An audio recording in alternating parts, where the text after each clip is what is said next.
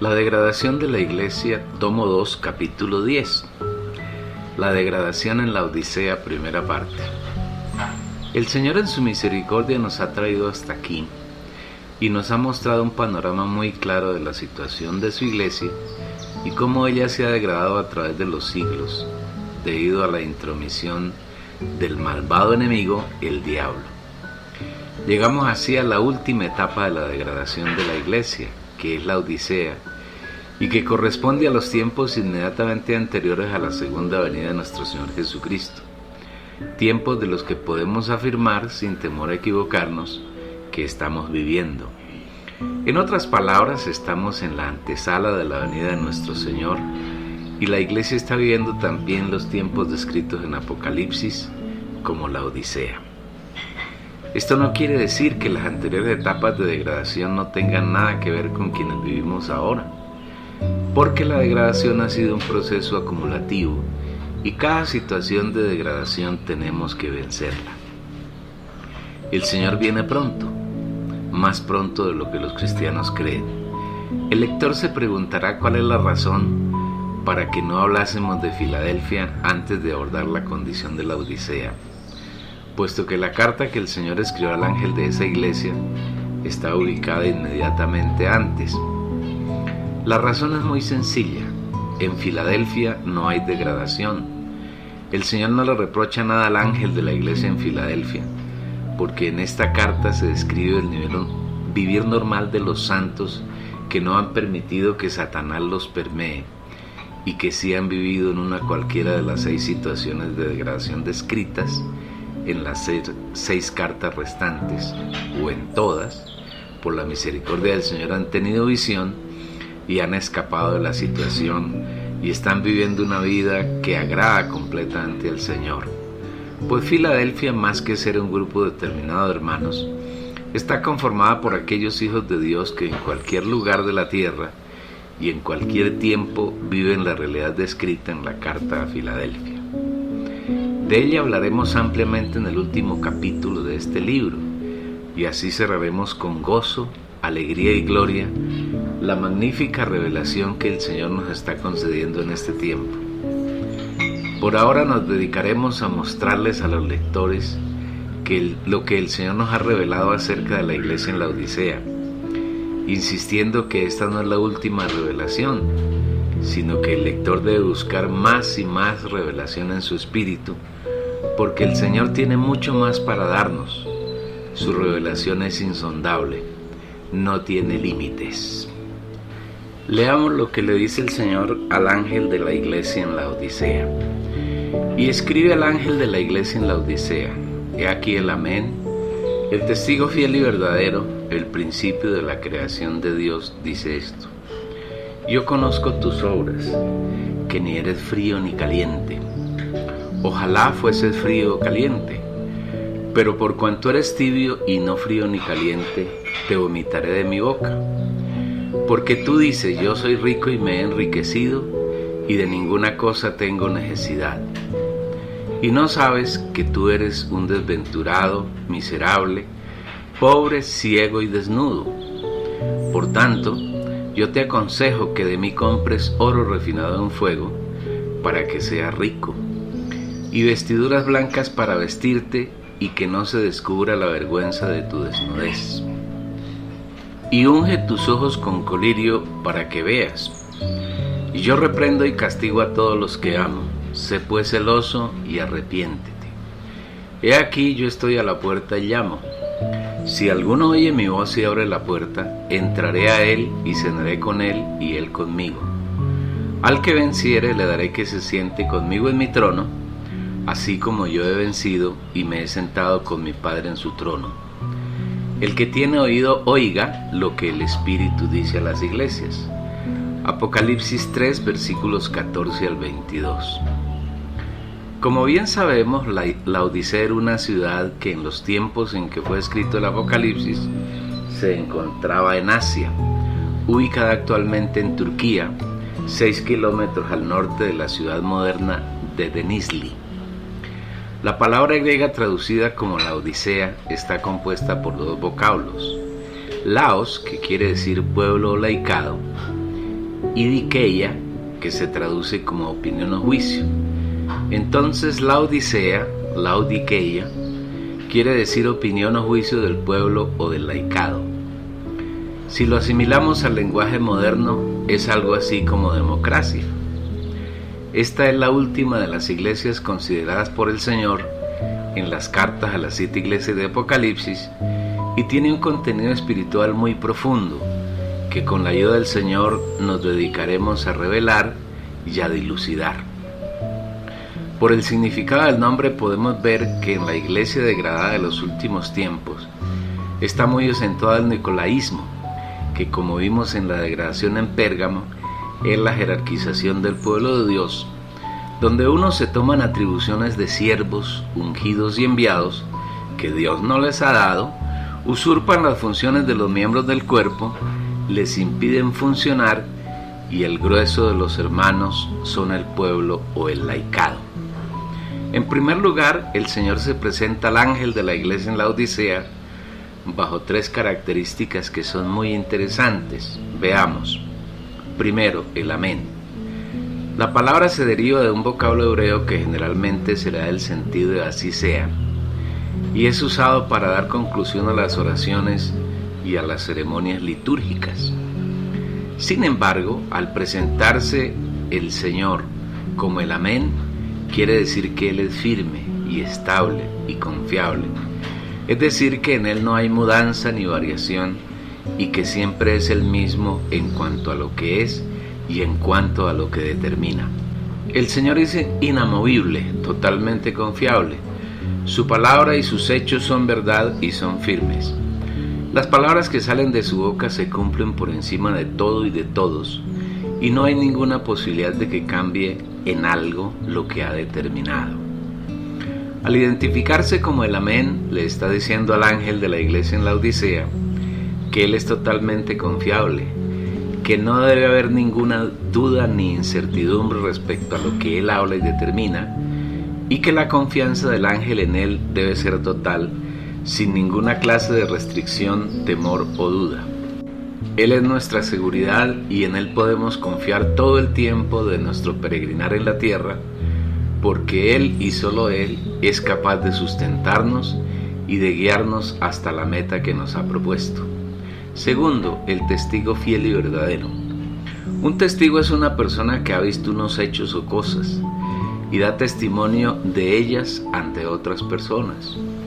El Señor es el único testigo fiel y verdadero de todas las cosas divinas, tales como la naturaleza de Dios, su plan de redención, la ejecución de la obra de redención y las cosas que ocurrirán en el futuro mediato e inmediato, y es el único que puede testificar con fidelidad sobre el particular. Igualmente el Señor es verdadero porque Él es la verdad misma.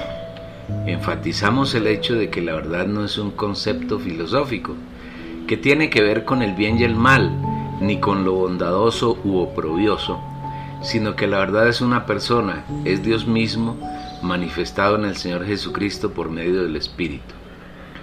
Yo soy el camino y la verdad y la vida.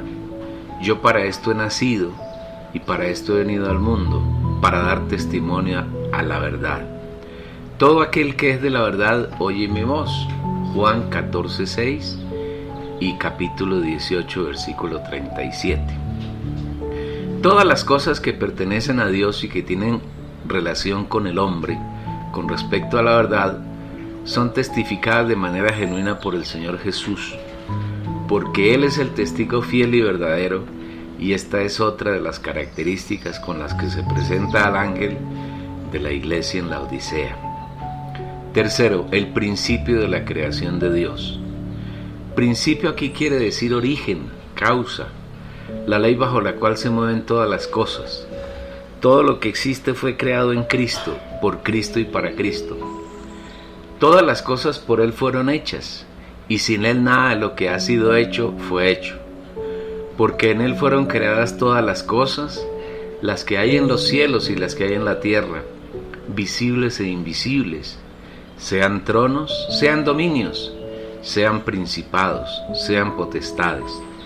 Todo fue creado por medio de Él y para Él. Y Él es antes de todas las cosas, y todas las cosas en él subsisten, y él es la cabeza del cuerpo, que es la iglesia, el que es el principio, el primogénito de entre los muertos, para que en todo tenga la preeminencia. Juan 1:3, Colosenses capítulo 1, versículos 16 al 18. El Señor Jesús como Dios es la fuente, el origen de todas las cosas creadas. Nada de lo que ha llegado a la existencia es antes que Él, ni está fuera de Él. Él es quien sustenta todas las cosas con la palabra de su poder. Quien sustenta todas las cosas con la palabra de su poder. Hebreos 1:3. Nada de lo que hay en el vasto universo escapa de su conocimiento, y nada de lo que nos ocurre a los hijos de Dios escapa de su voluntad. Él es suficientemente confiable para nosotros como el amén, como el testigo fiel y verdadero, y como el principio de la creación de Dios. En Él podemos depositar toda nuestra confianza y en Él podemos descansar. Una vez el Señor se ha presentado ante el ángel de la iglesia en la Odisea y le ha hablado de tres de las características propias de su naturaleza, pasa a describir la situación de la iglesia en esa etapa, que como hemos afirmado corresponde a la época inmediatamente anterior a la venida del Señor. Quiere decir esto que quienes vivimos en la segunda década del siglo XXI estamos más próximos a la venida del Señor Jesús de lo que la mayoría de los creyentes suponen. La primera situación que el Señor le muestra al ángel de la iglesia en la Odisea es su situación de tibieza. Yo conozco tus obras, que ni eres frío ni caliente. Ojalá fueses frío o caliente, pero por cuanto eres tibio y no frío ni caliente, te vomitaré de mi boca. Apocalipsis 3, 15 al 16. El Señor desea que como hijos suyos nos demos de todo corazón y le entreguemos todo nuestro vivir a su servicio para agradarlo y para satisfacerlo. Y a eso se refiere cuando habla de ser caliente. Pero si sus hijos no desean servirle con todo su corazón, si no desean vivirlo como el primer amor, aún el Señor prefiere que los creyentes sean fríos. En otras palabras, que con sinceridad le digan al Señor que no desean nada de Él, que prefieren amar al mundo, que no desean que Él los guíe, caso en el cual son fríos, hechos que ofende menos al Señor que la tibieza.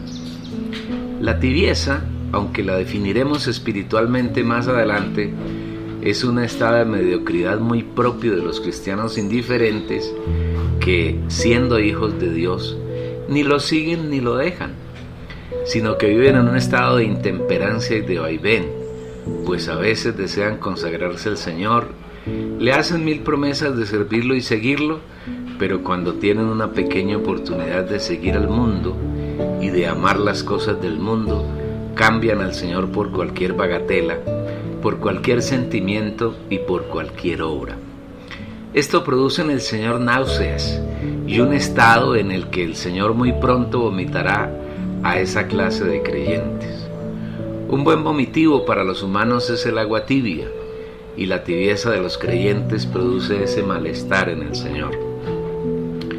Hay alimentos que una vez los hemos ingerido nos hacen vomitar, porque debido a alguna sustancia que contienen producen rechazo en nuestro estómago, y la única manera de tener una vida normal es expeliendo esas sustancias. Los cristianos que no aman al Señor y no lo honran como el primero en su vivir, le producen al Señor la misma sensación. Él no puede soportarlos y no tiene alternativa diferente a vomitarlos de su boca. Veamos entonces en qué consiste la tibieza desde el punto de vista espiritual.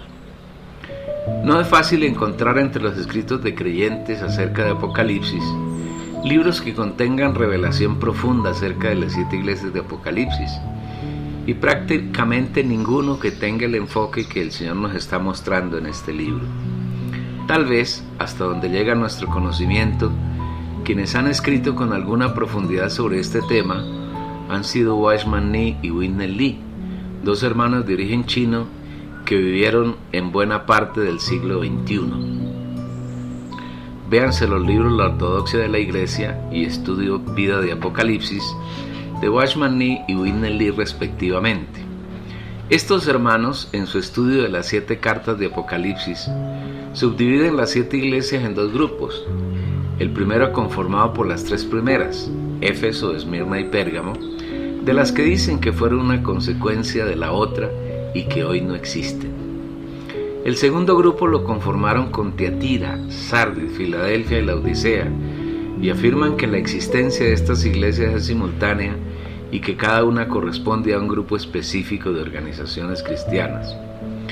Para ellos, Tiatira corresponde al catolicismo romano, Sardis corresponde al protestantismo y sus miles de denominaciones bien divididas unas con respecto a otras.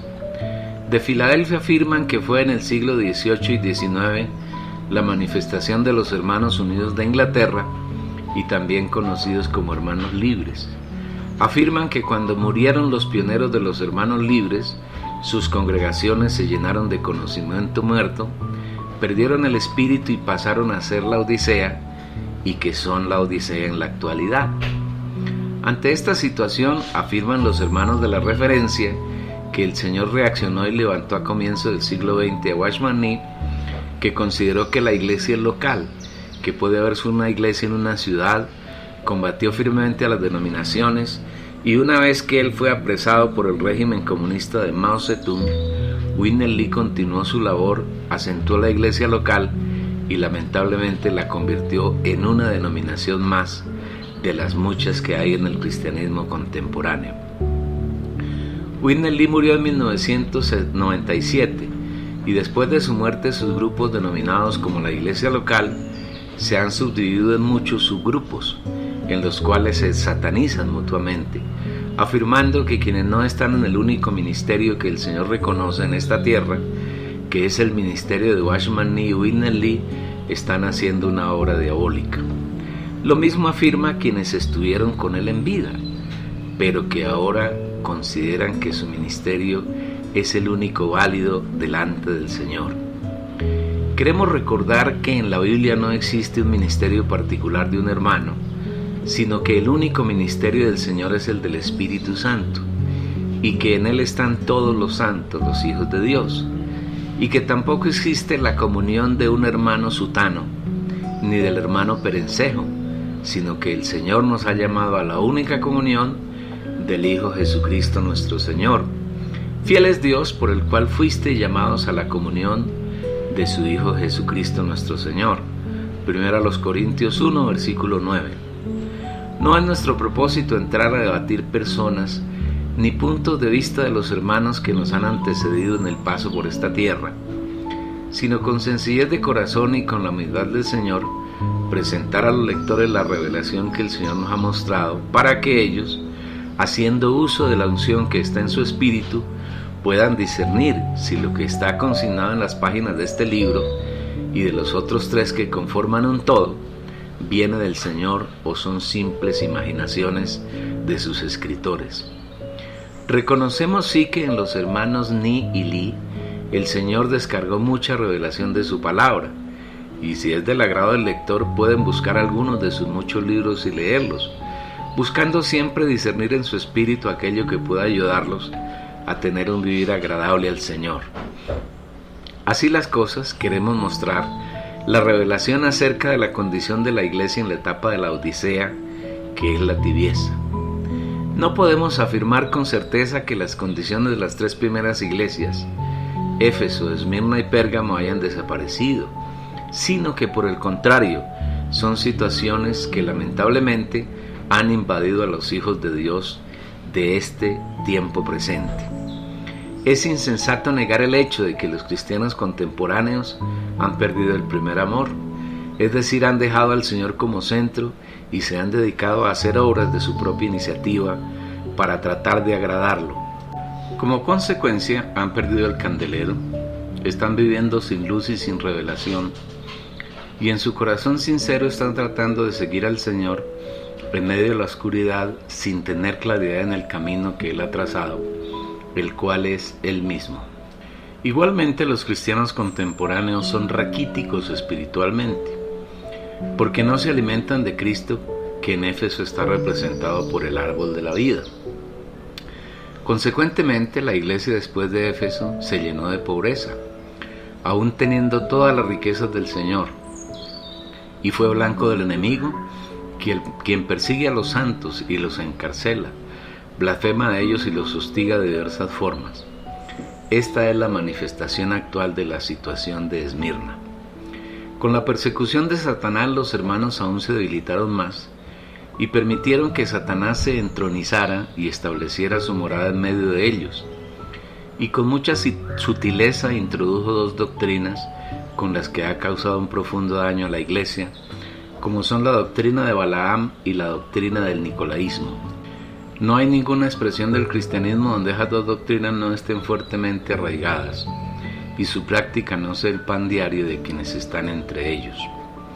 No podemos entonces afirmar que las características de estas tres iglesias desaparecieron, sino por el contrario, la situación de degradación en cada una de ellas es hoy patente en medio de la iglesia, y debemos luchar contra esa degradación para que en cada caso particular seamos vencedores y podamos entrar en el reino de los cielos para reinar con el Señor por 1000 años. Tampoco podemos afirmar que la condición de Tiatira corresponde exclusivamente al catolicismo romano. Así su expresión se ajusta en su totalidad a la condición que describe la Biblia para esa iglesia. La situación de la degradación en Tiatira afecta a la totalidad de la iglesia contemporánea. Pues la inmensa mayoría de los santos han aprendido de Jezabel a cometer fornicación y a comer cosas sacrificadas a los ídolos. Y esto no es exclusivo de los católicos, sino que también, aunque en menor medida, ha afectado al protestantismo y a la llamada Iglesia Ortodoxa Oriental. Igualmente no podemos afirmar que la condición de muerte que azota a Sardis sea exclusivamente de los grupos protestantes, porque esa es una condición de todos los creyentes que siguen a líderes, a organizaciones, a ministerio y a comuniones particulares, entre los cuales también están los pocos hijos de Dios genuinos que están en medio del catolicismo y de la Iglesia Ortodoxa de Oriente. De la misma manera es inaceptable afirmar que la Odisea sean solamente los hermanos unidos, que ellos han perdido el espíritu, que son tibios porque se llenaron de conocimiento doctrinal y están muertos, porque la tibieza afecta a todos los cristianos contemporáneos. Mucho menos podemos afirmar que Filadelfia sea un grupo autodenominado la iglesia local, ni que es la única que el Señor acepta, porque eso sería tener la posibilidad de excluir a algunos santos de la iglesia, cuando el Señor nos ha incluido a todos.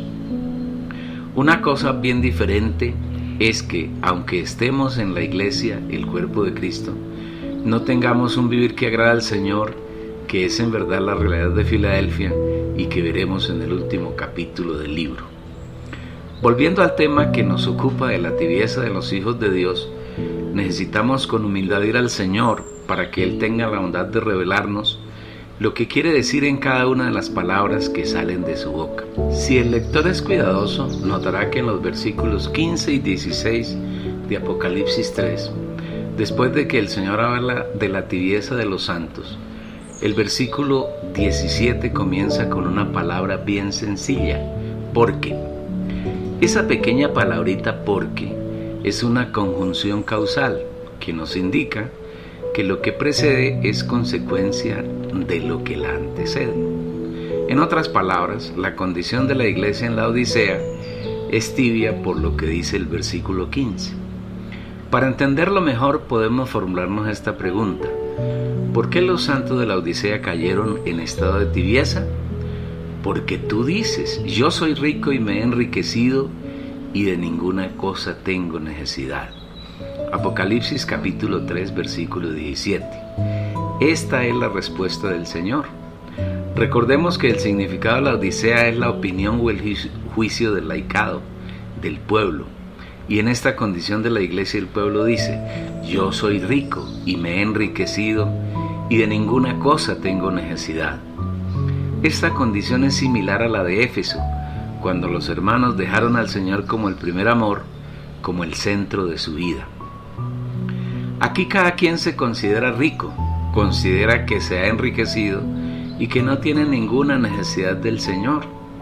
¿No es esa la condición de la iglesia contemporánea?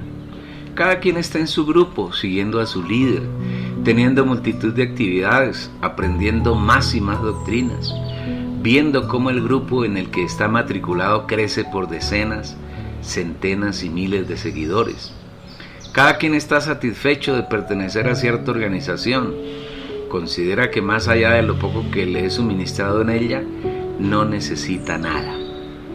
Los hijos de Dios, inmersos en las distintas organizaciones del cristianismo contemporáneo, consideran que más allá de lo que enseñan, lo que hacen en su grupo, no hay nada mejor, que eso es lo último, lo máximo. Algunos inclusive hablan de la cumbre de la revelación de determinado tema, indicando con eso que más allá de esa, entre comillas, revelación, ya no habrá otra que la supere. Los integrantes de cada grupo satanizan los demás grupos y consideran que lo que ellos hacen es del Señor, pero que lo que hacen otros es del diablo. Cada grupo considera en su doctrina que es, entre comillas, sana, y que las doctrinas de otro grupo son insanas y diabólicas. Si el Señor usa a un hermano para mostrarles algo de la verdad, inmediatamente es satanizado, estigmatizado y acusado de rebeldía y de otros pecados. Cada quien en su redil, en su corral, considera que es rico, que se ha enriquecido y que no tiene ninguna necesidad, y todos están convencidos de esa mentira absurda. Cada evangélico está profundamente satisfecho con su líder, con su organización, con las doctrinas que le enseñan, con las actividades que ejecutan y con las prácticas que tienen. Pero ninguno tiene ni siquiera un poquito de revelación. No conocen al Señor, no lo disfrutan, no crecen, no tienen oportunidad de madurar y su vivir no es en el espíritu, sino en el yo, en el alma. ¿Cuál es la respuesta del Señor a la actitud de yo soy rico y me he enriquecido y de ninguna cosa tengo necesidad? Léala y medítela. ¿Y no sabes que tú eres un desventurado, miserable, pobre, ciego y desnudo? La pequeña frase "no sabes" es muy significativa. Los santos de la iglesia contemporánea se consideran ricos, enriquecidos y confiesan no tener ninguna necesidad, pero el Señor les replica: "¿Y no sabes?". Atienda bien, amado lector oyente, a estas palabras que no son invención de este libro, sino que están en la Biblia. ¿Y no sabes que tú eres un desventurado, miserable, pobre, ciego y desnudo? Estas son las 5 características de todos los santos de la iglesia contemporánea, la iglesia de hoy. Y vamos a considerarlas una a una con la profundidad que el Señor nos revele. Primero, desventurado. La primera característica que el Señor le muestra al ángel de la iglesia en la Odisea, que repetimos, corresponde a la característica más notoria de la iglesia de este tiempo, la tercera década del siglo XXI, es un desventurado. No se encuentra en el diccionario de la Real Academia Española una definición apropiada de la palabra desventurado que nos pueda ayudar con alguna luz sobre el tema que estamos tratando de dilucidar. Pero si nos atenemos a la Biblia, la palabra de Dios, podemos obtener mucha riqueza, revelación y visión acerca de lo que el Señor quiere mostrarnos. El diccionario del Señor es suficientemente rico para mostrarnos la realidad de cada palabra. Cuando el Señor quiso hablar a los discípulos acerca de lo que debe ser en su esencia cada uno de los ciudadanos del reino de los cielos, cuenta la Biblia que, viendo las multitudes, subió al monte, y cuando se hubo sentado, se le acercaron sus discípulos, y abriendo su boca les enseñaba, diciendo. Mateo capítulo 5, versículos 1 y 2. Los capítulos 5, 6 y 7 de Mateo contienen las enseñanzas de Jesús acerca de la constitución del reino de los cielos, y es bien notoria la forma como comienza esta. El Espíritu nos relata que cuando Jesús vio a la multitud, subió al monte y se sentó. ¿Por qué cuando vio a la multitud no comenzó a enseñar, sino que subió al monte y se sentó? La respuesta es obvia, porque no deseaba enseñar a la multitud. El Señor Jesús, en contraste con los líderes contemporáneos del cristianismo, no tiene mucho interés en enseñar a las multitudes, sino que busca a algunos que sean íntimos con Él, que quieran oírlo, obedecerlo y seguirlo. Si hubiese querido enseñar a las multitudes, no hubiera subido al monte, pues estando allí impedía que la multitud subiese con Él, porque la multitud no cabía en el monte. Aún más, cuando subió al monte se sentó, esperó que se acercaran sus discípulos y fue a ellos a quienes les enseñó. Una prueba de esto la tenemos en Mateo 13. Cuando el Señor habló a las multitudes lo hizo en parábolas, pero a los discípulos les habló en un lenguaje comprensible. Por este hecho los discípulos lo reclamaron.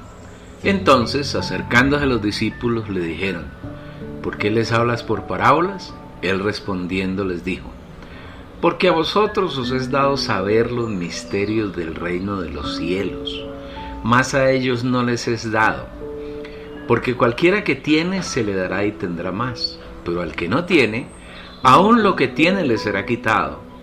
Por eso les hablo por parábolas, porque viendo no ven, y oyendo no oyen ni entienden, de manera que se cumple en ellos la profecía de Isaías, que dijo: de oído oiréis y no entenderéis, y viendo veréis y no percibiréis. Porque el corazón de este pueblo se ha engrosado, y con los oídos oyen pesadamente, y han cerrado sus ojos para que no vean con los ojos, oigan con los oídos y con el corazón entiendan y se conviertan, y yo los sane. Pero bienaventurados vuestros ojos porque ven, y vuestros oídos porque oyen. Porque de cierto os digo que muchos profetas y justos desearon ver lo que veis y no lo vieron, y oír lo que oís y no lo oyeron. Versículos 10 al 17. Los genuinos discípulos del Señor no están interesados en ganar multitudes de miles, sino en estar sentados con el Señor oyendo su palabra, recibiendo revelación, teniendo visión y practicando sus enseñanzas. Una vez que el Señor se hubo sentado, lo cual indica que no hay afán ni angustia en Él, sino un reposo y disfrute absolutos, y esta actitud debe caracterizar a los hijos de Dios. Siempre descansamos en Él. Entonces, una vez se hubo sentado, los discípulos se le acercaron y Él abrió su boca para enseñarles. ¿Qué fue lo primero que les impartió? Bienaventurados los pobres en espíritu, porque de ellos es el reino de los cielos. Mateo 5:3. Si hiciésemos una paráfrasis de este versículo, nos daría una mejor comprensión del tema que estamos tratando. Podríamos parafrasearlo así: bienaventurados los que reconocen su necesidad espiritual, porque de ellos es el reino de los cielos. Ser pobre en espíritu no es ser amilanado, mediocre, tonto, o no poseer riquezas materiales. Nada tiene que ver con eso. Ser pobres en espíritu es reconocer a cada momento la inmensa necesidad que tenemos del Señor, de su gracia, de sus riquezas, de su presencia y de su guía. Ser pobres en espíritu es reconocer que separados de Él nada podemos hacer, nada podemos obtener y no podemos vivir nuestra vida espiritual. Si esa es nuestra actitud permanente, tenemos garantizado el reino de los cielos. Observe que esta es una actitud totalmente opuesta a la actitud de tibieza de la Odisea. Los hijos de Dios, en esa situación degradada de la iglesia, afirman que son ricos, que se han enriquecido y que no tienen necesidad de nada, por eso son desventurados. En contraste con esa actitud, el Señor afirma que los que reconocen su necesidad espiritual son bienaventurados. Esperamos que se entienda con claridad qué quiere decir el Señor cuando afirma que la iglesia en la Odisea, que corresponde a la situación degradada de la iglesia en este tiempo que antecede a la venida del Señor, es desventurada, y que al comprenderlo, cada hermano decida salir de esa situación de desventura. Segundo, miserable. Es la segunda característica que el Señor encuentra en la etapa de degradación de la iglesia correspondiente a la Odisea. Los hijos de Dios de los tiempos que anteceden a la segunda venida del Señor han caído en estado de tibieza porque consideran que son ricos, que se han enriquecido con sus labores y actividades, con sus doctrinas, sus organizaciones y sus líderes, que no tienen necesidad del Señor. Es decir, ellos no reconocen la necesidad que todos los hijos de Dios tenemos diariamente de Él. Debido a esa condición de los santos, el Señor les advierte que ellos no saben que son miserables. ¿Qué significado tiene esa palabra miserables? Miserable tiene que ver con miseria. La miseria es más profunda y denigrante que la pobreza. Estar en la miseria es no tener absolutamente nada con qué proveer las necesidades personales y mucho menos las de la familia. La miseria espiritual se da en aquellos creyentes que no tienen nada del Señor constituido en su depósito y en consecuencia no tienen cómo suplir sus necesidades espirituales ni pueden ayudar a otros a disfrutar al Señor. En el Antiguo Testamento, cuando el Señor introdujo al pueblo de Israel en la tierra prometida, a cada tribu, a cada familia y a cada israelita le dio una porción de tierra de la que trabajándola podían obtener su sustento. Algunos israelitas perezosos no trabajaban la tierra y no tenían para sustentarse y en consecuencia tenían que vender su heredad y se quedaban en la miseria.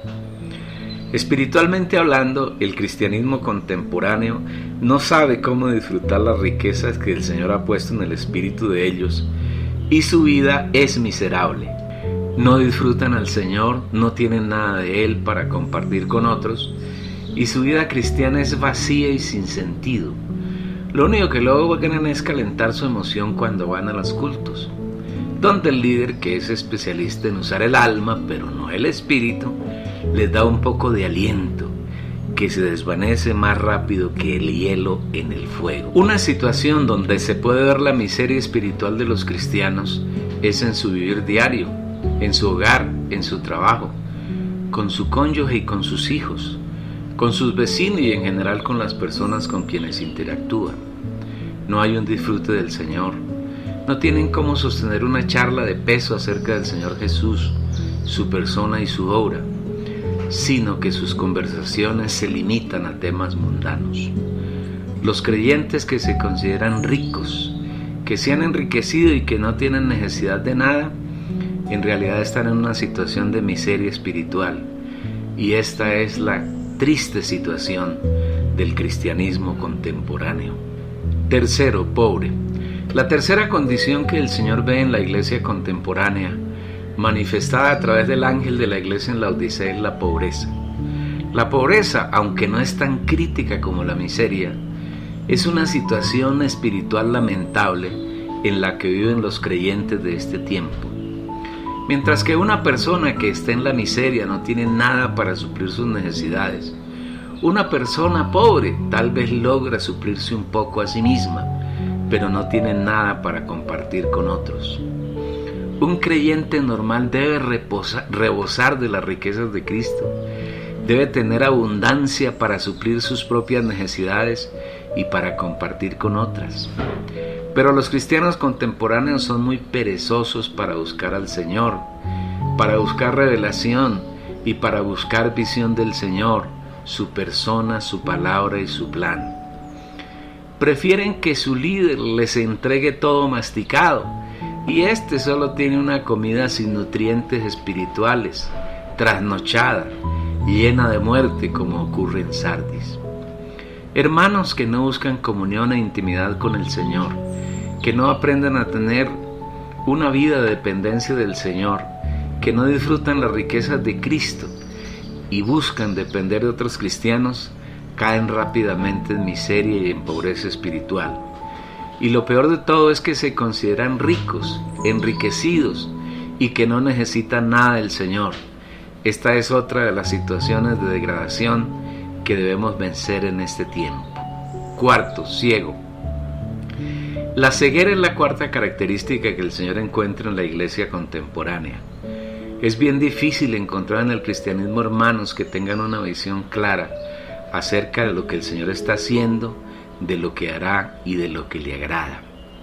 Hemos visto que una visión que procede del Espíritu Santo debe tener como origen la revelación que el Señor da en el Espíritu de los creyentes.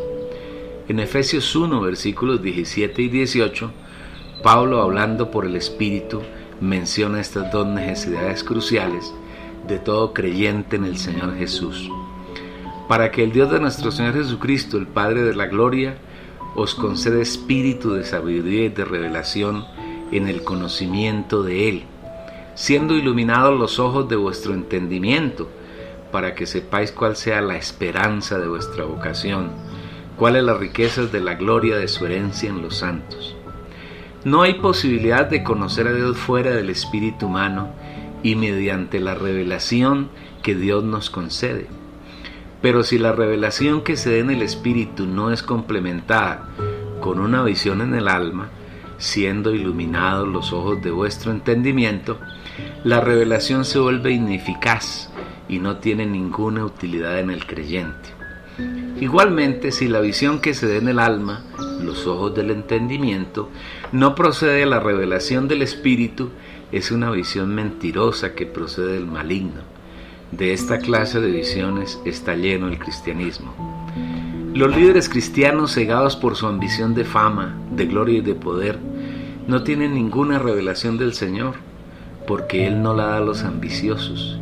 Y además los feligreses de las congregaciones son muy perezosos para vivir en comunión con el Señor, pues prefieren que les den todo masticado y son tan ciegos como sus líderes. Observe, apreciado lector oyente, que estas son palabras dichas por el Señor y no por un hombre. Y no sabes que tú eres un ciego.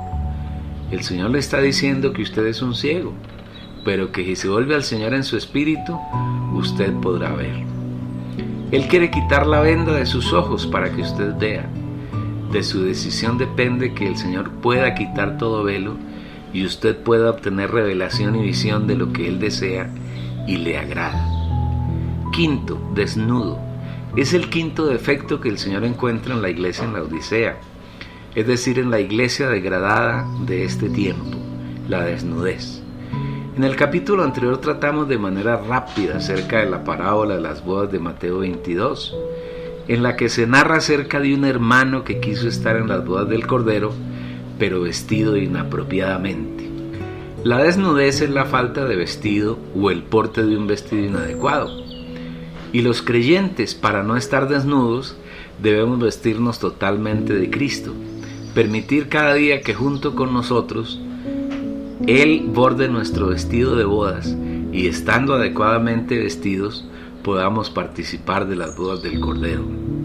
El vestido expresa en el exterior de las personas lo que hay en el interior de ellas y muchas veces, aún los genuinos creyentes, no expresan al Señor porque dentro de ellos hay poco crecimiento de la vida divina, porque ellos no son personas habituadas a disfrutar las riquezas de Cristo que han sido puestas en su espíritu. Para conocer la realidad de esta situación, es conveniente observar el vivir de los creyentes en su día a día, con su cónyuge, con sus hijos, en la escuela, en su vida laboral, y se verá que hay mucha expresión del diablo y casi nada en la expresión del Señor. Cuando el Señor creó al hombre, varón y hembra, lo puso frente al árbol de la vida, que es Dios, para que el hombre comiera a Dios, se llenara de Él y lo expresara. Lamentablemente, el hombre, a cambio del árbol de la vida, prefirió comer del árbol de la ciencia del bien y del mal, la naturaleza satánica, e inmediatamente después se vio desnudo. Así, cuando el Señor vino a buscarlo y le preguntó dónde estaba, el hombre respondió: oí tu voz en el huerto y tuve miedo porque estaba desnudo y me escondí. Génesis 3:10. Esconderse es la actitud de un creyente que no está habituado a vestirse de Cristo. Se esconde cuando es requerido por el Señor. Y si usted no busca que el Señor borde su vestido de bodas, cuando el Señor venga, tendrá que huir avergonzado de su presencia, como huyó Adán. El Señor en su gran misericordia está llamando la atención de todos sus hijos para que, mientras sea tiempo, se arrepientan y busquen ser vestidos de Él y no tengan que huir avergonzados. Velad pues en todo tiempo, orando, que seáis tenidos por dignos de escapar de todas estas cosas que vendrán y de estar de pie delante del Hijo del Hombre. Y ahora, hijitos, permaneced en Él, para que cuando se manifieste tengamos confianza, para que en su venida no nos alejemos de Él avergonzados. Lucas 21, versículo 36 y Primera de Juan, capítulo 2, versículo 28. Como hijos de Dios debemos esforzarnos en la gracia para disfrutar de sus inmensurables riquezas que Él ha depositado en nuestro espíritu. De esta manera seremos vestidos de Él, lo cual se traduce en lo que expresamos en toda nuestra manera de vida. En su venida, con plena confianza, podremos estar en su presencia. Muchos cristianos día a día desean que el Señor no venga todavía, porque ellos no se consideran preparados para recibirlo, y pasan 1, 2 y 10 años, y su actitud no cambia, porque continúan su vida sin prepararse para recibirlo. Siguen en su situación de desnudez. Deseamos que en esta no sea la situación de los lectores oyentes de este libro, sino que puedan proceder a tener un arrepentimiento y abordar su vestido de bodas. El Señor no se queda en el punto de mostrarle a la iglesia los defectos que ella tiene y que constituye para ella un estado de tibieza, sino que inmediatamente procede a suministrarle los remedios apropiados para salir de esa situación denigrante que en nada lo complace ni lo agrada. En el versículo 18 el Señor dice: por tanto, yo te aconsejo que de mí compres oro refinado en fuego, para que seas rico, y vestiduras blancas para vestirte, y que no se descubra la vergüenza de tu desnudez, y unge tus ojos con colirio para que veas. La alocución adverbial, por tanto, está diciendo que debido a la situación degradada de la iglesia manifestada en las 5 características que hemos descrito, el Señor les da un consejo a los santos. Debemos entender que un consejo puede tomarse y seguirse, o asimismo puede rechazarse. Depende de la voluntad de quien lo recibe. Un consejo no es de obligatoria aceptación y bien puede ser rechazado. En otras palabras, el Señor hoy le está dando a usted un consejo, y usted puede aceptarlo y seguirlo, o rechazarlo e ignorarlo. Depende de su voluntad. El consejo del Señor tiene 3 elementos que consideraremos, por la misericordia del Señor, con alguna profundidad. Debemos tener en cuenta que los 3 elementos que el Señor suministra para vencer la condición de degradación en la Odisea deben ser comprados. Por eso dice: yo te aconsejo que de mí compres. No es gratuito, es comprado. Comprar implica que hay que pagar un precio, pero ese precio no está representado por esfuerzos, obras y actividades de quien compra, sino que el Señor mismo suministra los medios para comprarlo. Esos medios son la gracia.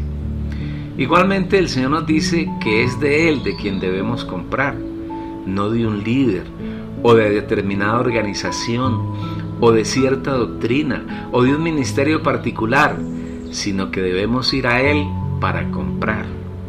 En otras palabras, nadie distinto al Señor Jesús puede suministrarnos la gracia para salir de la triste condición degradada en que se encuentra la iglesia hoy. ¡Qué precioso es el Señor! ¡Cuán grande es su misericordia! Él nos exige algunas cosas, pero sus exigencias no son gravosas, sino que Él mismo nos suple sus riquezas para que nosotros podamos comprar.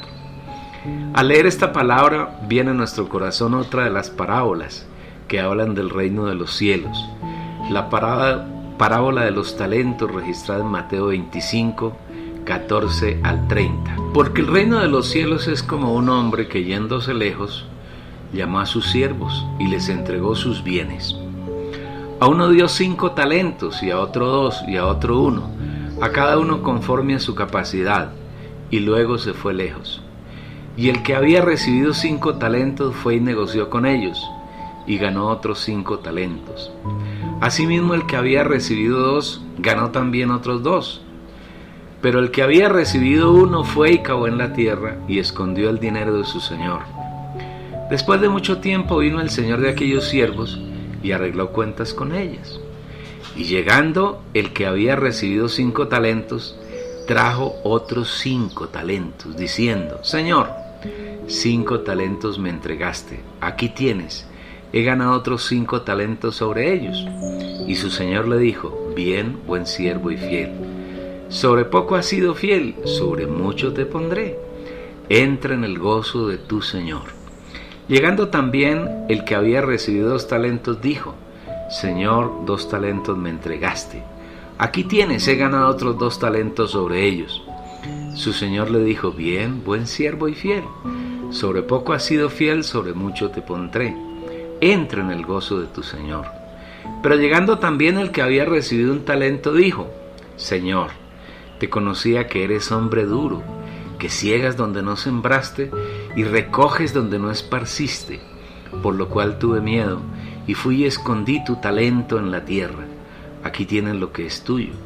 Respondió su señor y le dijo: Siervo malo y negligente, sabías que ciego donde no sembré y que recojo donde no esparcí. Por tanto debías haber dado mi talento, mi dinero a los banqueros, y al venir yo hubiera recibido lo que es mío con los intereses. Quitadle pues el talento y dadle al que tiene 10 talentos, porque al que tiene le será dado, tendrá más, y al que no tiene, aún lo que tiene le será quitado. Y al siervo inútil echar en las tinieblas de afuera, allí será el lloro y el crujir de dientes. Como puede verse, la parábola se refiere al reino de los cielos, y para entrar en él, el Señor ha dado talentos a cada uno de sus hijos, conforme a la capacidad de ellos. Pero a cada uno de nosotros fue dada la gracia, conforme a la medida del don de Cristo. Efesios 4:7. Él ha dejado esos talentos con el único objetivo de que cada quien los trabaje y los reproduzca, para que cuando el Señor regrese, estos se hayan multiplicado. En otras palabras, el Señor dejó toda su riqueza en nuestro espíritu, pero pueden quedarse ahí inermes, sin ninguna actividad. En la medida que un creyente pone su alma en el espíritu, los dones, talentos que el Señor le dio, van llenando el alma, y en la medida que el alma se llena, los talentos se van multiplicando. De esa forma, el creyente se va enriqueciendo con las riquezas de Cristo, va derrotando la miseria y la pobreza, y tiene suficiente para él, para los suyos y para compartir con otros hermanos. Eso es exactamente lo que ocurre con los siervos que recibieron 5 y 2 talentos. Ellos, durante su vida en la tierra, buscaron comunión con el Señor, aprendieron a vivir en el Espíritu, frecuentaron el trono de la gracia donde recibieron gracia y misericordia del Señor, y espontáneamente el número de sus talentos se multiplicó, se duplicó. Cuando el Señor regrese, esa clase de hermanos serán alabados por Él, porque su obra en ellos no fue vana y produjo muchos frutos. Estos hermanos no tendrán vergüenza ni temor para presentarse delante del Señor. Ellos no se alejarán avergonzados en la venida del Señor. Hermanos así serán alabados por el Señor, porque aun cuando Él considera que los ha puesto sobre poco, y en ese poco han sido fieles, el Señor los pondrá sobre mucho. Es decir, los pondrá a gobernar junto con Él sobre la tierra y tal vez sobre el universo. Además, disfrutarán del gozo del Señor por la eternidad. Por eso el Señor les dirá: bien, buen siervo y fiel, sobre poco has sido fiel, sobre mucho te pondré. Entra en el gozo de tu Señor. Al decir el Señor que han sido fieles en lo poco, quiere decir que a pesar de haber recibido 5 o 2 talentos del Señor, Él no exige mayor cosa. En realidad, lo único necesario en nuestro vivir de creyentes en la tierra es tener un disfrute permanente de la persona y las riquezas del Señor. Disfrutar no requiere ningún esfuerzo. No hace falta hacer ingentes esfuerzos para cumplir una lista interminable de requisitos, sino que todo se convierte en un genuino deleite que vivimos diariamente con el Señor. Como recompensa, el Señor nos pondrá sobre mucho y viviremos un gozo permanente en Él. No ocurre lo mismo con el Hijo de Dios, que ha recibido un solo talento. El Señor no le dio más, porque ese hermano no tenía más capacidad. Pero él, debido a su infidelidad, se llenó de miedo y enterró el talento. Tenemos que registrar con profunda tristeza que este hecho es de común ocurrencia en las distintas congregaciones del cristianismo. Todos los hermanos allí tienen enterrado su talento. Ellos dependen de un líder que cree que ejercita sus talentos, lo que tampoco es verdad. A los hermanos en las congregaciones se les enseña a seguir ciegamente a su pastor. En las reuniones es él quien habla, es él quien desarrolla todas las actividades, y los cientos y miles de feligreses lo único que hacen es decir amén cuando se les pide que lo hagan, o repetir ciertas frases manidas y manoseadas que les incitan a repetir, pero ni el líder ni sus correligionarios saben liberar su espíritu. Los cristianos contemporáneos no tienen idea de cómo ejercitar su espíritu y son miembros del cuerpo paralíticos en grado extremo. Ellos viven llenos de temor porque si tienen alguna actitud inconveniente, el pastor puede molestarse y entre comillas exhortarlos, es decir, regañarlos, predicar contra ellos, lanzarles indirectas, satanizarlos y arrojarlos al infierno. De esa manera los hijos genuinos de Dios que hay en las congregaciones, que son una pequeña minoría, viven llenos de temor y entierran su talento. Los líderes enseñan al cristianismo a vivir en temor del Señor, entre comillas, pero ese temor predicado por ellos no es un temor del espíritu, sino un miedo por el pastor y por quienes los dirigen. Las reuniones de los grupos cristianos evangélicos y las misas del catolicismo romano y del catolicismo ortodoxo oriental están encaminadas a hacer que los pocos hijos de Dios entierren su talento y no lo multipliquen. Si las reuniones de los cristianos fueran conforme a la Biblia, no se limitarían a que un predicador ubicado en lo más alto del lugar y en un púlpito de su uso exclusivo lanzara un poco de palabras sin sabor espiritual y llenas de muerte, sino que seguiría los lineamientos que para la reunión el Espíritu ha trazado en 1 Corintios 14. ¿Qué hay pues, hermanos? Cuando os reunís, cada uno de vosotros tiene salmo, tiene enseñanza, tiene revelación, tiene lengua, tiene interpretación, hágase todo para edificación. Versículo 26. Es bueno mirar detenidamente y en el espíritu este versículo. Cuando la iglesia se reúne, es necesario que cada uno de los reunidos tenga una o varias de las cosas allí mencionadas: salmo, enseñanza, revelación, lengua e interpretación. Y el desarrollo de cada una de las actividades debe tener un único propósito: edificar a los santos. Obsérvese que no dice la Biblia que es un solo hermano el que debe tener estas cosas, sino cada uno, es decir, todos. Tal vez un hermano tiene un salmo, que es una composición poética, generalmente compuesta para cantarse, que revela los profundos misterios de Dios, de su persona, su obra y su plan. Hay algunos himnarios que tienen himnos maravillosos, que cumplen estos requisitos, pero también hay algunos himnos que no tienen nada de vida divina y algunos están plagados de herejías. Cada quien debe aprender a discernirlos por el Espíritu. Tal vez uno o varios hermanos tienen una enseñanza que el Señor les inspire en el momento de la reunión acerca de un tema específico. Esos son maestros y son profetas que ejercen su don para edificar a otros hermanos y edificarse ellos mismos. Esa enseñanza no debe tener como origen un mero conocimiento intelectual, sino que debe darse a partir de la revelación de la palabra que el Señor suministra por medio del Espíritu a cada creyente. En otras palabras, debe ser el Señor mismo quien enseña, usando a uno o más hermanos. Por eso dice Hebreos 8:11 y Juan 6:45, y ninguno enseñará a su prójimo ni ninguno a su hermano diciendo: conoce al Señor, Porque todos me conocerán desde el menor hasta el mayor de ellos. Escrito está en los profetas, y serán todos enseñados por Dios. Así que todo aquel que oyó al Padre y aprendió de él, viene a mí. Una reunión de creyentes genuina, es decir, la verdadera reunión de la iglesia, debe tener revelación. La revelación viene del Espíritu Santo y se da en el espíritu del creyente. Todos los hijos de Dios, absolutamente todos, debemos aspirar a ser revelados por Dios y tenemos que serlo. Hermano y lector oyente, tal vez su vida cristiana ha transcurrido en una u otra denominación del cristianismo y allí le han enseñado a vivir lleno de temor, a enterrar su talento y a considerarse un pobre miserable que no puede tener ninguna revelación.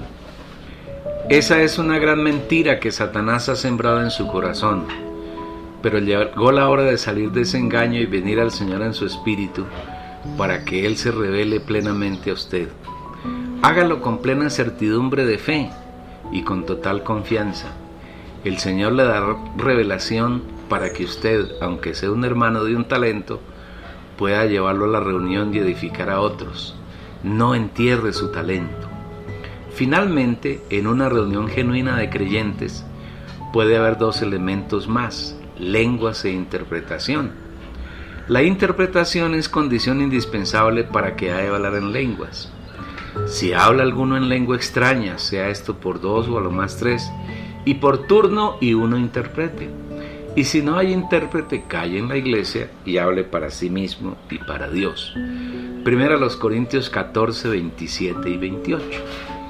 El hablar en lenguas cuando la iglesia está reunida tiene dos limitaciones: que no sean más de 3 hermanos los que hablen y que haya intérprete.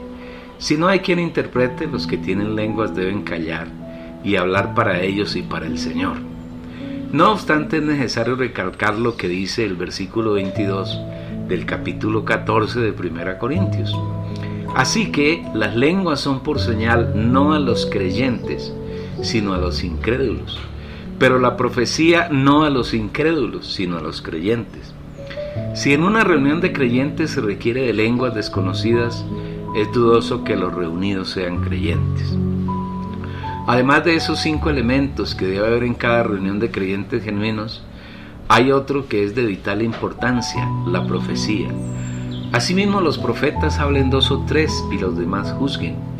Y si algo le fuera revelado a otro que estuviere sentado, calle el primero, porque podéis profetizar todos uno por uno, para que todos aprendan y todos sean exhortados. Todos los santos deben profetizar en cada una de las reuniones de la iglesia, pero es necesario tener claro que profetizar no tiene nada que ver con anunciar eventos futuros, porque esa es una actividad de adivinación muy desagradable al Señor.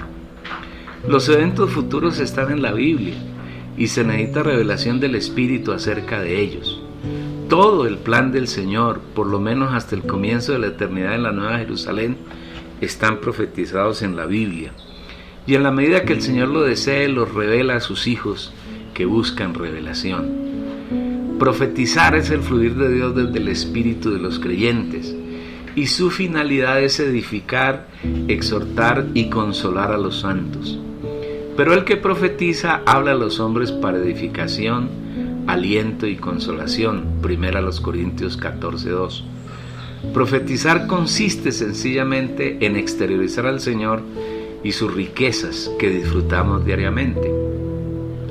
Cuando nos reunimos el primer día de la semana o cualquier otro día, llevamos muchas riquezas de Cristo que hemos disfrutado durante la semana, y cada uno de los participantes de la reunión manifiesta aquello que ha ganado el Señor. Una reunión así es un verdadero ágape, en el que todos somos alimentados con la porción que cada santo lleva, y así todos los santos son edificados, son alentados, exhortados y reciben consolación. Aunque todos podemos y debemos profetizar, hay en la iglesia hermanos que han cultivado más ese don, que no lo han enterrado y funcionan como profetas.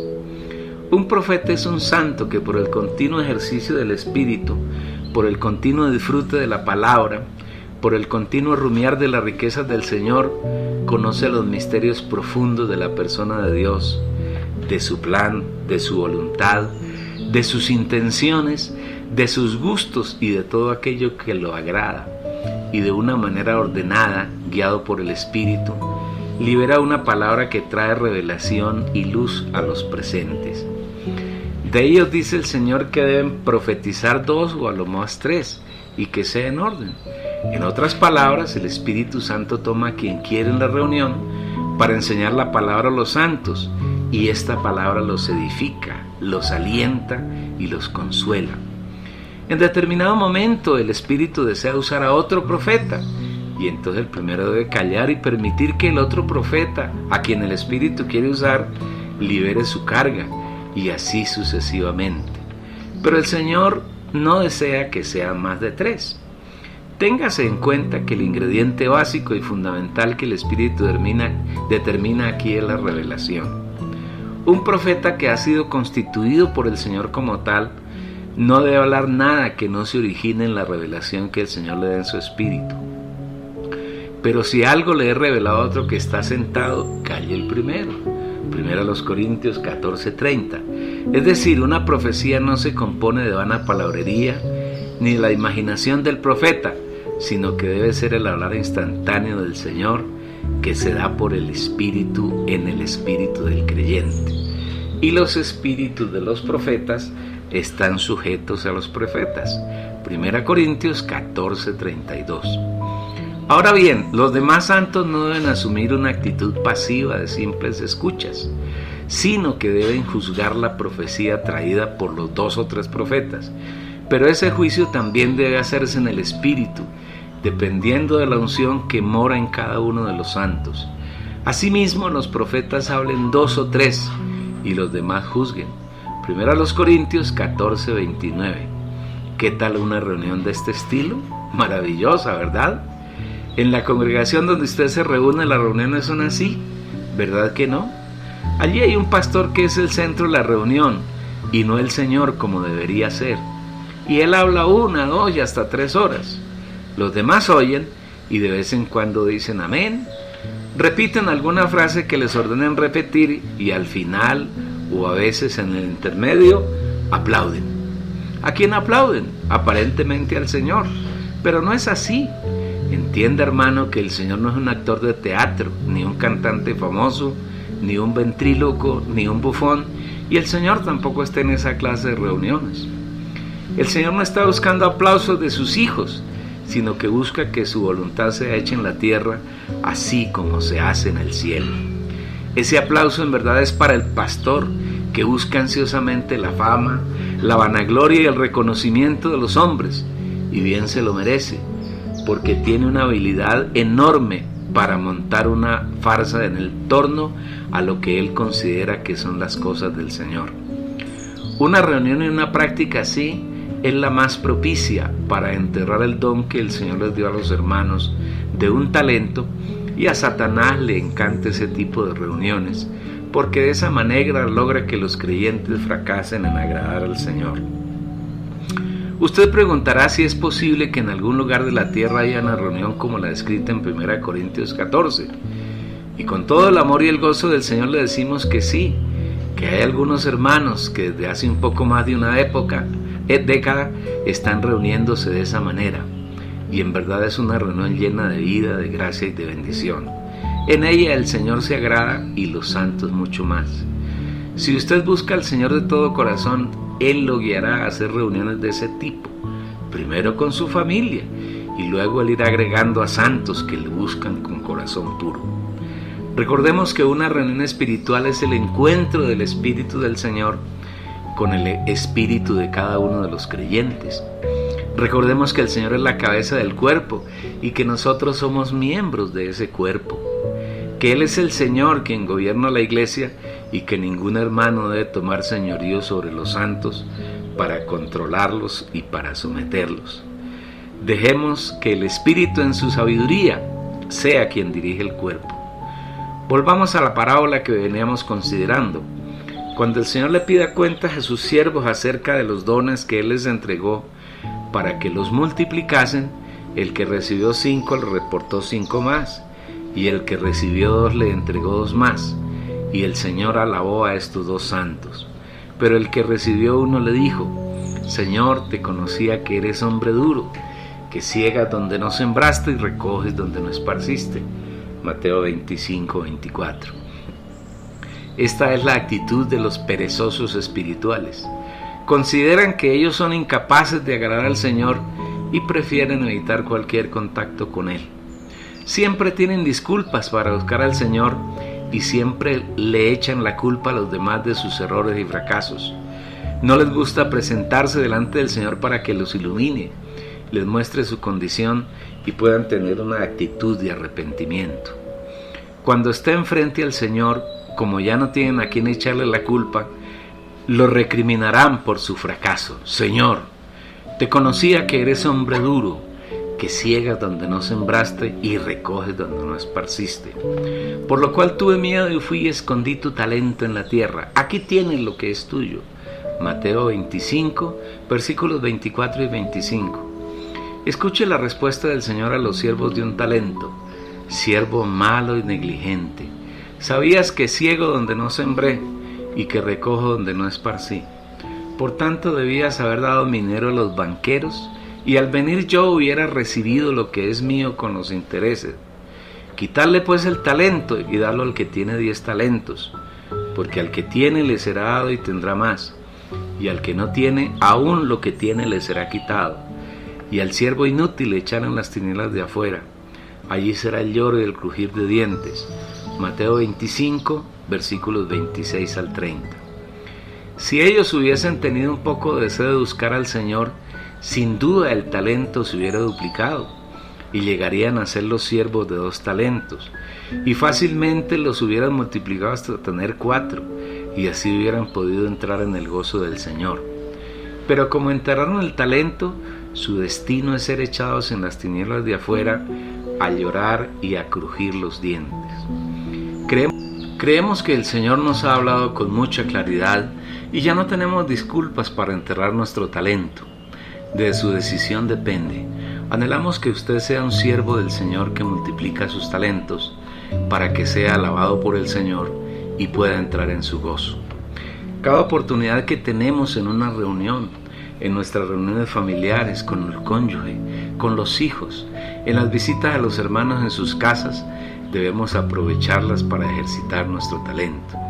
Haciendo así, los talentos se multiplicarán de manera espontánea y tendremos la seguridad de que en la venida del Señor no seremos reprochados por Él como siervos malos y negligentes. Hasta aquí el capítulo 10. No se pierda el capítulo 11. Continuaremos hablando de la degradación en la Odisea. Asimismo, dale un like y suscríbete para que podamos disfrutar muchas riquezas que tenemos para compartir contigo.